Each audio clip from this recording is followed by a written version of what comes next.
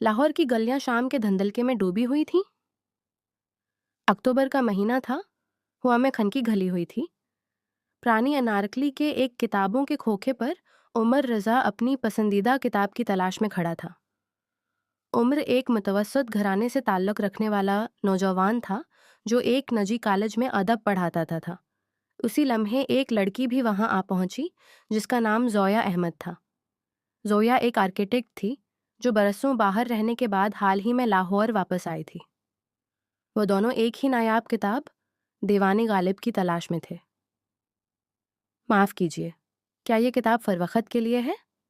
ज़ोया ने पूछा। उमर ने मुस्कुराते हुए किताब इसकी तरफ बढ़ा दी। हालांकि उसका दिल चाहता था कि खुद रख ले। इस छोटी सी नेक-नीति ने दोनों के दरमियान एक अनदेखा रिश्ता बांध दिया। वो घंटों गालिब की शायरी और अदब पर बातें करते रहे। जब दुकानदार ने खोखा बंद करने का वक्त बताया तो दोनों को एहसास हुआ कि वो 2 घंटे से बातें कर रहे थे। शायद हम अजनबी नहीं हैं, उमर ने आहिस्ता से कहा। इस रात दोनों अपने घर लौटे, मगर जहन में एक ही चेहरा घूमता रहा। अगले हफ्ते एक अदबी महफिल में दोनों की दोबारा मुलाकात हुई। महफिल के बाद वो चाय पीने चले गए और बातें मज़ीद गहरी हुईं। ज़ोया ने बताया कि वो लंदन से पढ़कर आई थी और अब कम आमदनी वाले लोगों के लिए सस्ते और खूबसूरत घर डिज़ाइन करना चाहती थी।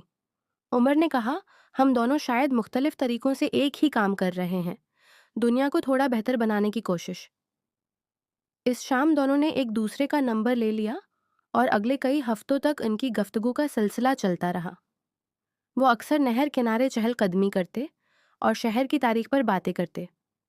आहिस्ता आहिस्ता दोनों के दिलों में एक दूसरे के लिए नरम गुशा पैदा होने लगा, मगर दोनों जानते थे कि उनकी ज़िंदगियों की कुछ हकीकतें इस रिश्ते को मुश्किल बना सकती हैं।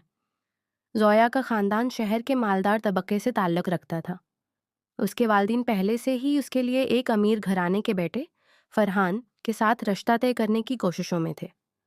दूसरी तरफ उमर एक आम मुतवस्सत घराने से था और उसकी तनख्वाह ज़ोया के ख़ानदान के मायार पर पूरा नहीं उतरती थी। एक शाम नहर किनारे बैठे ज़ोया ने आखिरकार उमर को बता दिया कि उसके वालिदैन उसकी मंगनी फरहान से करवाना चाहते हैं। क्या तुम चाहती हो ये रिश्ता? उमर ने पूछा। नहीं, बिल्कुल नहीं, मगर मैं अपने ख़ानदान के ख़िलाफ़ भी नहीं जा सकती। ज़ोया की आंखों में आंसू आ गए। उमर ने उसका हाथ थामा और कहा, मेरे दिल में तुम्हारे लिए जो मोहब्बत है वो झूठी नहीं है। हमें कोई रास्ता निकालना होगा। चंद दिन बाद उमर ने ज़ोया को एक ख़त लिखा जिसमें उसने अपने दिल की हर बात बयान की। मैं तुमसे मोहब्बत करता हूँ ज़ोया, और ये मोहब्बत किसी दौलत या समाजी रतबे की महताज नहीं। ख़त में लिखा था। ज़ोया ने ख़त पढ़कर फ़ौरन उमर को फ़ोन किया और कहा, मुझे भी तुमसे मोहब्बत है। इस दिन से दोनों का रिश्ता एक नए मरहले में दाखिल हुआ, मगर ज़ोया की मंगनी की तारीख करीब आ रही थी और उसके वालिदैन अपने फ़ैसले पर अटल थे। एक दिन ज़ोया के वालिद ने उसे बुलाकर पूछा कि क्या वो किसी और शख्स से मिलती है।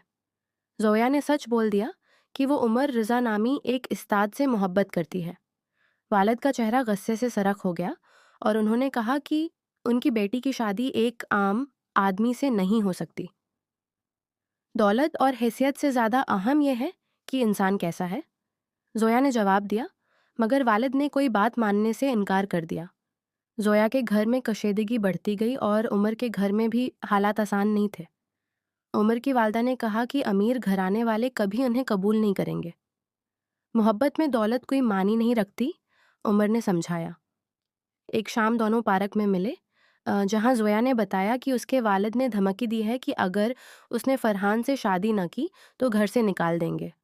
उमर ने कहा, अगर तुम चाहो तो हम अलहदा हो सकते हैं ताकि तुम्हारी ज़िंदगी आसान हो जाए। मगर ज़ोया ने फ़ौरन इनकार किया और कहा कि वो उमर को खोना नहीं चाहती। मुझे वक्त दो, मैं कोई रास्ता निकालूंगी, उसने कहा। ज़ोया ने अपनी माँ को उमर से मिलवाया, इस उम्मीद पर कि शायद ज़ाती मुलाकात कुछ बदल दे। उमर ने अपनी तालीम और नीयत के बारे में खुलकर बात की और ज़ोया की माँ कुछ मुतासर हुए, मगर वालिद का फ़ैसला हतमी था। उसी दौरान उमर को एक बैन अल-अक़वामी अदबी कॉन्फ्रेंस में शिरकत की दावत मिली, जहाँ उसकी तहकीक को बहुत सराहा गया। یہ خبر شہر بھر میں پھیل گئی اور زویا کے والد کے ذہن میں کچھ تبدیلی آنے لگی۔ اسی دوران فرحان ایک تنازع میں ملوث ہو گیا، جس سے پتہ چلا کہ اس کی زندگی میں جوئے کی عادت اور غیر ذمہ دارانہ طرز زندگی جیسی خامیاں تھیں۔ زویا کے والد نے منگنی منسوخ کر دی اور اپنی بیٹی سے کہا، مجھے احساس ہوا ہے کہ میں نے صرف دولت اور رتبے کو دیکھا، انسان کے کردار کو نہیں۔ انہوں نے عمر کو ایک امتحان میں ڈالنے کا فیصلہ کیا اور اسے 6 ماہ کا وقت دیا کہ وہ اپنی زندگی میں کچھ مستحکم ثابت کرے۔ عمر نے یہ چیلنج قبول کر لیا اور اپنی تحقیق کو کتاب کی شکل میں مکمل کیا، جو ایک مشہور پبلشر نے شائع کی۔ اس دوران زویا نے بھی کم آمدنی والے علاقوں کے لیے سستے گھروں کا منصوبہ شروع کیا، جسے حکومت نے سراہا۔ 6 مہینے مکمل ہونے سے پہلے عمر کے والد کی طبیعت اچانک خراب ہو گئی اور ان کا مہنگا دل کا آپریشن کرنا پڑا۔ زویا نے فوراً مدد کی پیشکش کی اور اگرچہ عمر نے پہلے انکار کیا، مگر آخرکار مدد قبول کی۔ آپریشن کامیاب رہا اور اس واقعے نے دونوں کے رشتے کو مزید مضبوط کر دیا۔ زویا کے والد کو بھی اس بات کا علم ہوا اور ان کے دل میں عمر کے لیے عزت پیدا ہونے لگی۔ 6 مہینے مکمل ہونے پر زویا کے والد نے عمر کو بلا کر کہا، مجھے احساس ہوا ہے کہ اصل دولت پیسہ نہیں بلکہ انسان کا کردار اور نیت ہوتی ہے۔ میں تمہاری اور زویا کی شادی کی اجازت دیتا ہوں، انہوں نے کہا۔ جب زویا کو یہ خبر ملی تو اس کی خوشی کا کوئی ٹھکانہ نہ رہا۔ دونوں خاندانوں نے مل کر شادی کی تیاریاں شروع کیں اور ابتدائی جھجک آہستہ آہستہ محبت میں بدل گئی۔ شادی کی تاریخ بہار کے موسم میں طے ہوئی، شہر کے مضافات میں ایک پرانے باغ میں۔ منگنی کی تقریب میں زویا کے والد نے مہمانوں سے کہا، سچی خوشی دولت میں نہیں بلکہ محبت اور کردار میں ہوتی ہے۔